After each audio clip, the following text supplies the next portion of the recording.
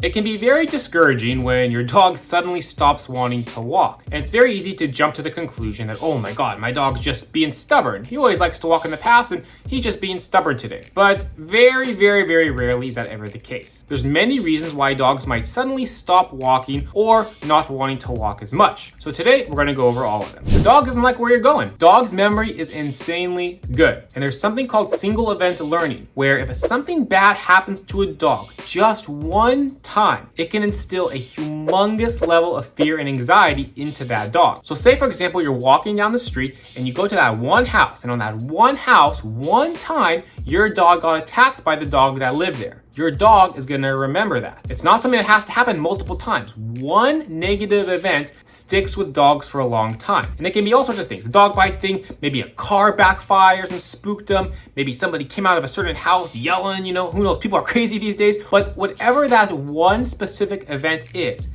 that can trigger fear and anxiety in dogs. And if we're walking that way where something bad happened and the dog stops walking, that could be why. In order to fix that, we have to go a long route of training and kind of desensitize them to whatever that thing is. You can't do it. In reality, I would probably just go a different route because it takes a very long time to do it, and it's probably easier just to walk a different way. But can be worked on, can be fixed. Kind of have to decide, is it worth it though? Is it worth spending, hours and hours getting the dog over the fear of that one house, or do we just go around the block instead? The dog is in pain. This is the first thing that pops into my head when someone says, hey, my dog is starting to walk less or is refusing to walk at all. There's a lot of different health conditions and health issues that can affect a dog's ability to walk. Things like arthritis, hip dysplasia, or even minor injuries like just a sprain of the dog's paw. There's specific behaviors and signs that the dogs will show that lets us humans know, hey, our dog is in pain, and that's the reason they're not wanting to walk. Changes in posture, stiffer movements, slower reflexes, unusual breathing, shivering or shaking, or licking or biting the specific area. Now, it's just my nature to be extra cautious. For me personally, would be going to the vet at the first sign of a problem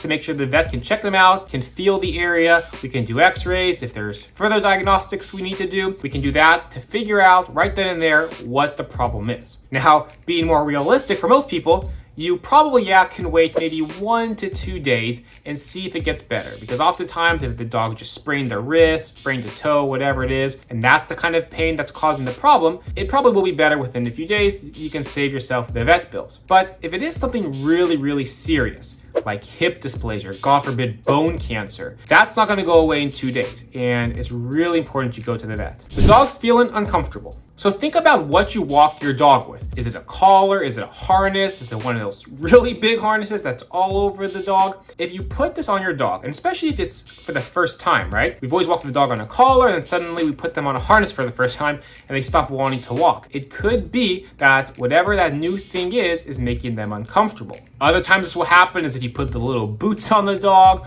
or any kind of other clothing. Anything that you put on the dog that they're not used to wearing, it's very likely that their initial reaction is going to be to kind of go moving very slowly. They don't really know what it is that they're trying to get adjusted and used to it. That can be a reason why dogs will stop wanting to walk. We kind of have to look for that balance, right? To make sure that, okay, the dog is just not wanting to walk because this is something new and not because it's actually uncomfortable. If you are taking the dog for a walk and you're 2 days, 3 days in and you're still seeing that reduced movement, odds are it's actually just not comfortable for the dog. When you are walking your dog, all you should really need is a nice flat collar, either leather or nylon. No choke chains, no prong collars, no shock collars. We want something nice and light, very comfortable for the dog. It doesn't cause any pain. Fear. So if you're out on a walk and your dog suddenly stops walking, there's a chance they could be afraid of something. And oftentimes it's something we don't even see, hear, or smell. Dogs' senses are so sensitive compared to us humans that it's not uncommon that they hear something 2-3 blocks away, it spooks them, and all of a sudden, boop, they put on the brakes. If you see a dog suddenly start to cower, they tuck their tail, maybe even shaking, that's a sign that, hey, they're afraid. When we have a dog that is fearful, it's very important we don't force them into the situation. So for example, if we're walking down the street and all of a sudden the dog stops and freezes, we don't pull them on the leash, we don't drag them, we don't force them to continue to walk. You just stand there and you wait. Talk to the dog. You can pet him nice and calmly. It's okay, nothing wrong. Oh, what was that? Just a car, no big deal. You go nice and slow, give the dog a chance just to kind of reset, look around, take it all in, and usually within about 30 seconds, if it was just a sound or a smell or something they saw way in the distance, they're gonna get over it and you can go on with the walk. By the way, guys, if you're enjoying this video, do me a favor, hit that subscribe button. It would really help me out. Your dog is tired or hot. This is the biggest one. This is the one that gets me just actually a little bit heated when I see people taking their dogs out for walks in 90, 95, 100-degree weather. And these poor dogs are just walking down the sidewalk, walking down the street. They're just panting and panting, dragging behind the owner. And these dogs are so uncomfortable. If you're hot when you're out for a walk, your dog is twice as hot. And not only just the ambient temperature, but think about the ground.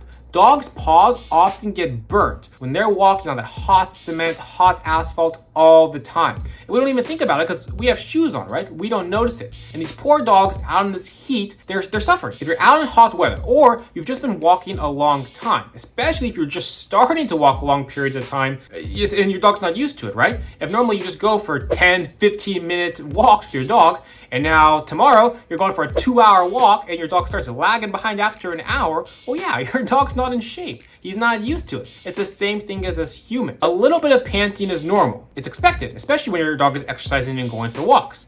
A normal panting rate is something like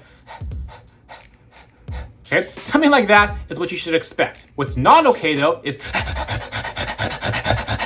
that super high rate of panting is a sign your dog needs a break. If you're ever out for your walk and your dog actually lays down, not just refuses to walk, but lays down, I can't even put into words how bad that is. He is so tired, so fatigued, or potentially going into heat stroke. You gotta get them into the shade, get them into a cool area, let them rest until they kind of either snap out of it, or if it's too late, they're already going to heat stroke, we get them to the vet. Exercise is so important for our dogs, but we gotta do it safely. When your dog doesn't wanna walk, I know our human natural instinct is to just drag him. Come on, let's go. What are you stopping this? You're just being stubborn, right? And pull him on the leash. But that is the worst thing we can possibly do. If your dog is having a fearful reaction, you just start dragging them, you're gonna increase the fear. If your dog is actually in pain and you start dragging them, imagine how you would feel. You got a broken leg and someone's dragging you along to get you to move, right? It just makes the dog suffer. Whenever we have a dog that suddenly stops walking or has a reduced activity, we want to rule out and try to figure out what is the actual cause. Because 99.9% of the time, it's not that the dog is stubborn, it's one of the things I talked about in this video.